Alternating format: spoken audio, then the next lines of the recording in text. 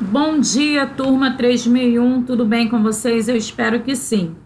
Bom, na aula de hoje nós vamos estar dando continuidade sobre a Segunda Guerra Mundial. Anota aí o tema da nossa aula e a data também, dia 22 de outubro de 2020. Nós vamos estar falando aí, sobre a Segunda Guerra Mundial, continuação. Vamos estar estudando aí Estados Unidos, Brasil e Japão. Bom, enquanto a guerra ganhava força na Europa, no Pacífico aumentavam as tensões entre o Japão e os Estados Unidos, que disputavam entre si territórios e áreas de influência. E então, no dia 7 de setembro de 1941, o Japão militarista, que via a presença norte-americana no Oceano Pacífico como o maior obstáculo às suas pretensões expansionistas, fez um desfecho, fazendo assim um ataque surpresa à base militar estadunidense Pearl Harbor, no Havaí. E então, em poucas horas, a aviação japonesa tinha destruído 3 couraçados e 2 aviões norte-americanos que se encontravam ali estacionados a céu aberto. E no dia seguinte, os Estados Unidos declararam guerra ao Japão. E em 1942, o Brasil aliou-se aos Estados Unidos e, após ter vários navios afundados pelos alemães, declarou guerra ao eixo, dando assim o conflito mundial. Bom, e com essa mundialização da guerra, definiram-se os blocos oponentes. De um lado, o eixo, a Alemanha, Itália e Japão, e de outros aliados, Inglaterra, Estados Unidos, União Soviética e França. O Brasil, ele se empenhou-se, de estar aí também, na Segunda Guerra Mundial, e eu coloquei algumas informações a respeito disso, A entrada, do Brasil na Segunda Guerra aconteceu depois de um intenso jogo de interesse político, como eu acabei de mencionar, entre os Estados Unidos, onde os regimes totalitários europeus e o Estado Novo de Vargas. Mesmo com a clara divisão política, exposta no início da guerra, mesmo assim Vargas ainda demorou a mostrar sua posição na guerra. E aí o Japão empenhou-se então a conquista de colônias europeias e também norte-americanas no Extremo Oriente, durante a qual conseguiu uma série de vitórias que eram noticiadas diariamente pelos jornais de Tóquio, num tom triunfal, Agora nós vamos estar falando sobre a ofensiva, dos aliados.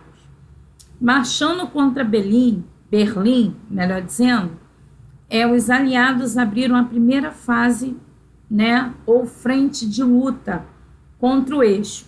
E durante aí essa marcha, os soviéticos eles foram libertando os países ocupados pelos nazistas, como a Bulgária, Romênia, Hungria, Polônia, Tchecoslováquia e a Iugoslávia.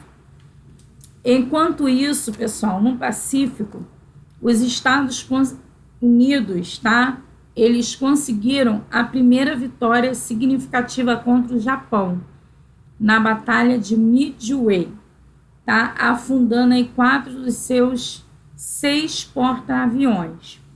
Depois disso, eles venceram novamente na disputa pelas Ilhas do Salomão. E então, a partir de 1943, as tropas aliadas, elas iniciaram uma contraofensiva que culminou com seu desembarque na ilha de Iwo Jima, no Japão. Enquanto isso, se desenvolveu também a guerra no Pacífico, onde tropas anglo-americanas venceram os nazistas no norte da África e retomaram o controle do Mediterrâneo e abriram uma segunda frente de luta contra as forças do eixo, aonde aí eles desembarcaram da Sicília, e de lá partiram para o combate ao fascismo na Itália. Bom, conforme as forças anglo-americanas elas avançaram pela Itália, os próprios italianos depuseram Mussolini, mas com a ajuda de Hitler, Mussolini, ele estabeleceu-se outro governo no norte do país, aonde esse governo durou pouco, E aí também né, ajudados também pela resistência italiana, os aliados libertaram Roma e em abril de 1945 eliminaram os nazifascistas do norte da Itália. E aí, pessoal, conquistada a capital da Itália, os aliados eles abriram ainda uma terceira frente de guerra contra os alemães. No dia 6 de junho de 1914, eles desembarcaram na Normândia, que fica ali ao noroeste da França, com milhares de navios e aviões.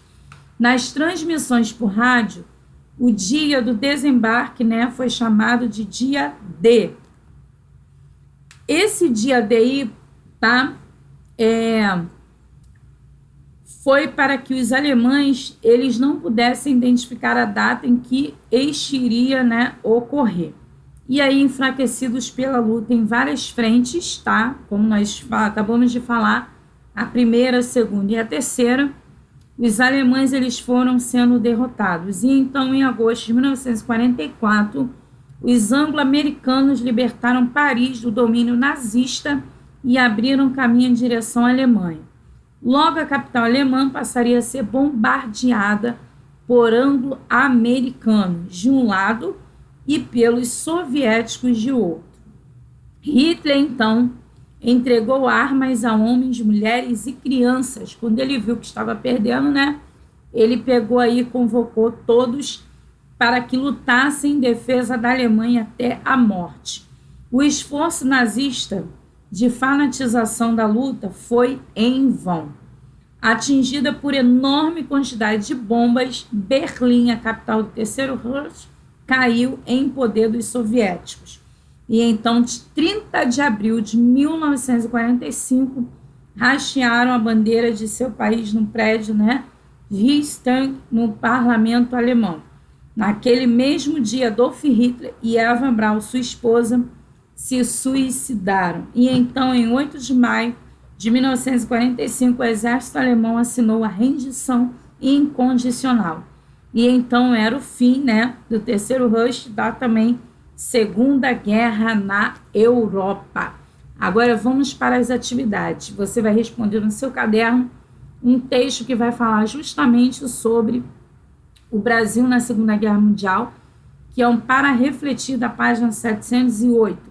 E depois aí, após você ter ouvido aí a aula sobre hoje, você vai elaborar 10 perguntinhas e respostas sobre o assunto que nós acabamos de estudar. Beijo grande, fiquem com Deus e na próxima aula tem mais Segunda Guerra Mundial e nós vamos estar estudando sobre as bombas sobre o Japão durante esse período, tá? Então não esqueça de me enviar as suas atividades e eu te aguardo lá no Google Class no decorrer da nossa aula. Fiquem com Deus, bom final de semana e até a próxima.